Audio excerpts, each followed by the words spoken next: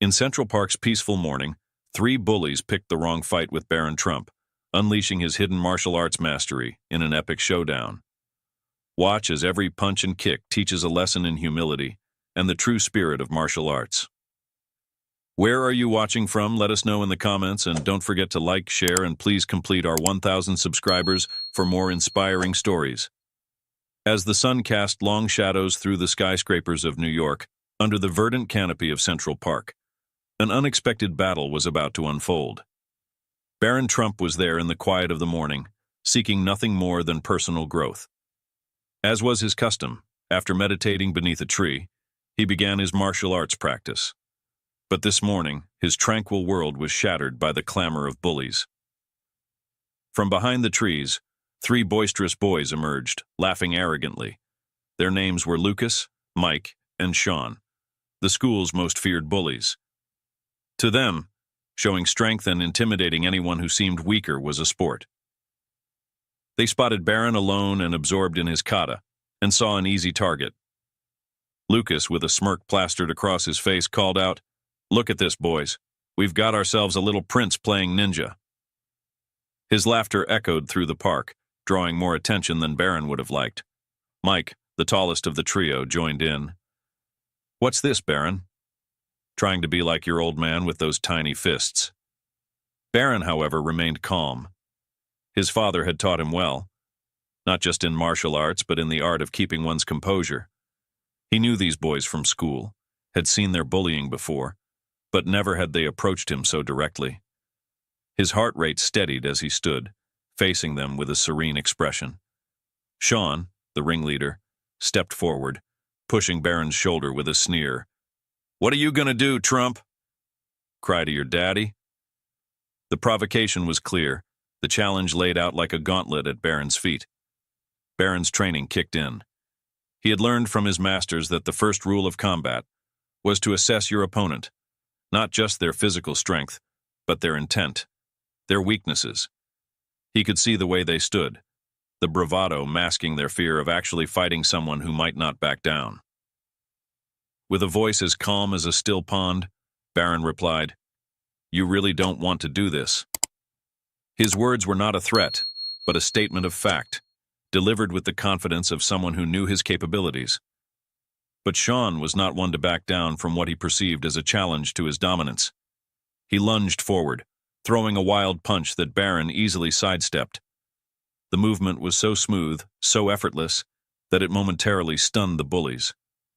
Mike and Lucas, now realizing they might not be dealing with the pushover they expected, hesitated. Barron didn't attack. Instead, he demonstrated his skill through defense, moving like water around each of their clumsy advances. Every time one of them tried to land a hit, Barron was no longer there, his movements a blur of precision and grace. His father had always said, "Fighting should be your last resort," and Barron was living that lesson, using their aggression against them without throwing a single punch.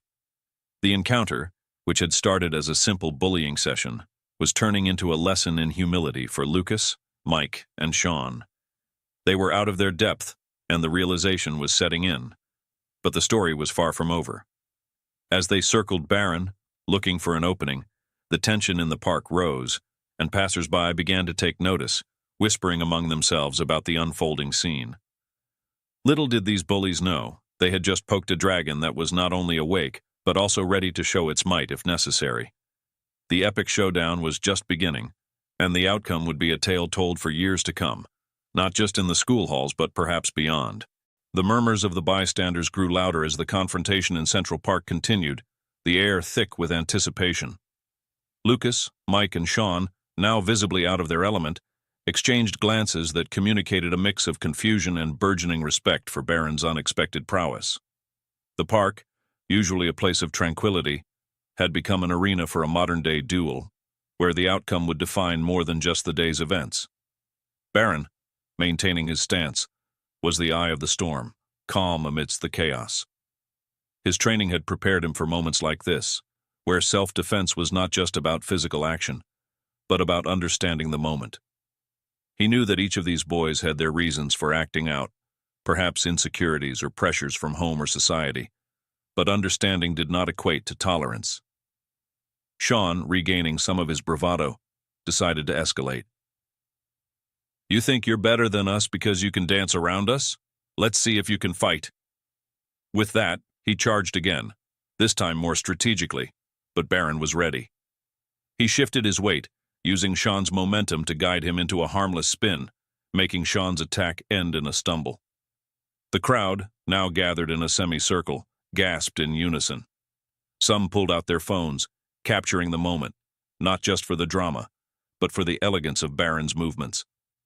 Mike, feeling the pressure of the audience, tried a different tactic, feinting a punch to Barron's left before aiming a kick at his right. But Barron was not just skilled, he was observant. He'd noted Mike's habit of leading with his right side, a telltale sign of where his strength and hence his attack would come from. Barron caught Mike's leg mid-air, using his own balance to keep them both upright, then gently but firmly placed Mike back on the ground, leaving him bewildered but unharmed. Lucas, seeing his friends falter, decided to go for a group assault, hoping numbers would overwhelm Barron's skill. They came at him from all directions, a flurry of fists and feet. But Barron was like a leaf in the wind, bending but not breaking. He ducked under a punch, sidestepped a kick, and used the force of their attacks to push them back, each move a lesson in martial arts philosophy. Flow, not force. The tension was palpable, the air charged with the energy of a battle not just physical, but ideological. Barron was showing them, and everyone watching, that true strength lay in control, not aggression. As the skirmish continued, an older man approached, his presence commanding attention. He was Master Hiroshi, Barron's sensei, who had been watching from a distance, perhaps drawn by the commotion or perhaps by an intuition that his student was in need. His gray hair was pulled back, his eyes sharp with wisdom and experience. "Enough!" His voice boomed, yet there was a calmness to it, like the quiet after a storm. The bullies, now panting and slightly embarrassed, backed away. Barron bowed respectfully to his sensei, who then turned his gaze to Lucas, Mike, and Sean. "Lads," Master Hiroshi began, his tone both stern and understanding, "you've mistaken aggression for strength. True power is in knowing when not to fight, in understanding your opponent, and in mastering yourself." His words carried the weight of years of teaching, of lessons learned on and off the mat. The crowd, which had been silent, now whispered among themselves, some in admiration, others in contemplation. The bullies, feeling the weight of their defeat not in physical pain, but in the embarrassment of being outclassed in every conceivable way, looked down, their bravado gone. Master Hiroshi then addressed Barron. "You've done well showing restraint. But remember, every encounter is a lesson, for both the attacker and the defender." Barron nodded, absorbing the wisdom, knowing this was not just about today, but about every day moving forward. As the crowd began to disperse, some stayed back, curious about what would happen next. Would there be more to this encounter? Would these boys learn from their missteps? Or would this just be another story of conflict? The park returned to its serene state, but under the surface, the ripples of this event would spread far and wide, challenging perceptions of power, respect, and the true art of martial discipline. The sun was now high, casting light not just on the physical landscape, but on the inner landscapes of those who witnessed or were part of this morning's events. The story of Barron Trump and his encounter with the bullies was far from over. It was merely at its beginning, with lessons yet to be fully learned and paths yet to be chosen. With the morning sun now fully illuminating Central Park, the crowd had mostly dispersed, leaving behind only a few curious onlookers and the key players of the day's drama. Master Hiroshi stood before the boys, his gaze piercing through any remaining facades of bravado. Barron, alongside him, felt a mix of relief and anticipation for what was to come. Master Hiroshi spoke again, his voice a soothing melody against the backdrop of the park's natural symphony. To understand the true essence of martial arts, one must first understand themselves. Strength is not in the fist, but in the heart.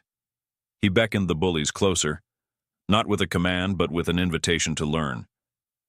Lucas, Mike, and Sean, Their previous aggression, now subdued by a mix of awe and embarrassment, stepped forward.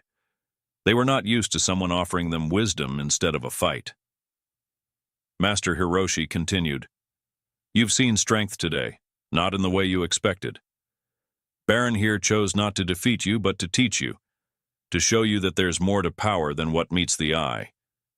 Barron, feeling the weight of his sensei's words and the eyes of those around him, added, "I didn't want to fight you. I wanted to show there's another way. We're all learning, every day." His voice was sincere, bridging the gap between victor and vanquished. The bullies looked at each other, their expressions shifting from defiance to something closer to introspection. Sean, feeling the need to save face, muttered, "So what? We're supposed to start meditating and doing yoga now?" Master Hiroshi chuckled, a sound that seemed to lighten the atmosphere. "Martial arts is more than meditation or yoga. It's about balance, respect, and discipline. But if you're looking for a place to start, why not begin with understanding why you feel the need to overpower others?" This question hung in the air, heavy with implications. Lucas, the quietest of the trio, spoke up for the first time with genuine curiosity. "What do you mean?" "Think about why you choose to fight," Hiroshi explained patiently. "Is it to prove something to yourself? To others? Or perhaps because you feel you have no other voice?"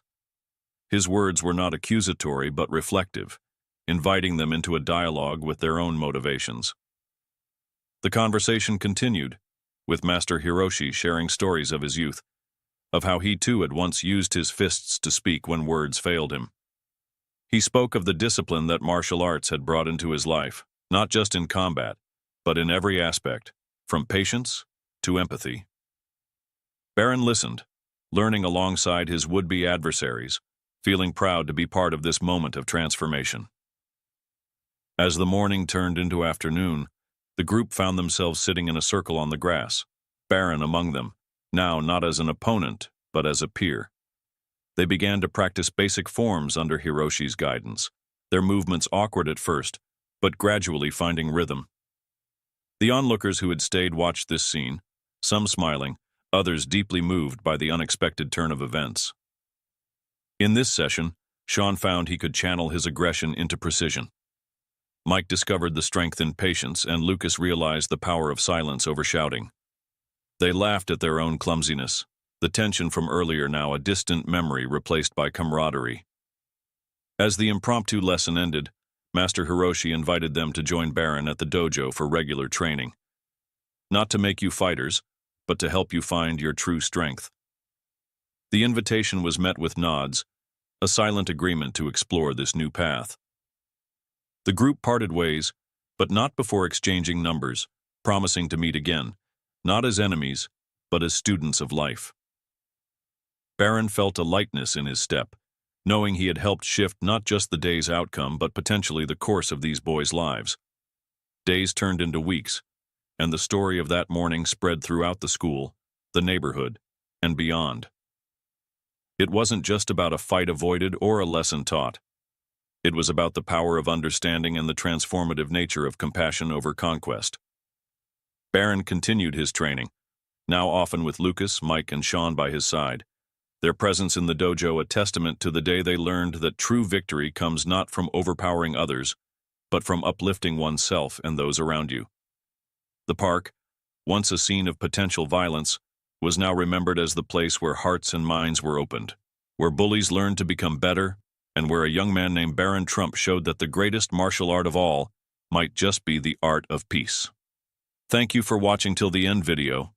I hope you enjoyed the story. If you did, don't hesitate to like the video and share it with your friends too. Subscribe to our channel and turn on the notification bell for more fascinating stories.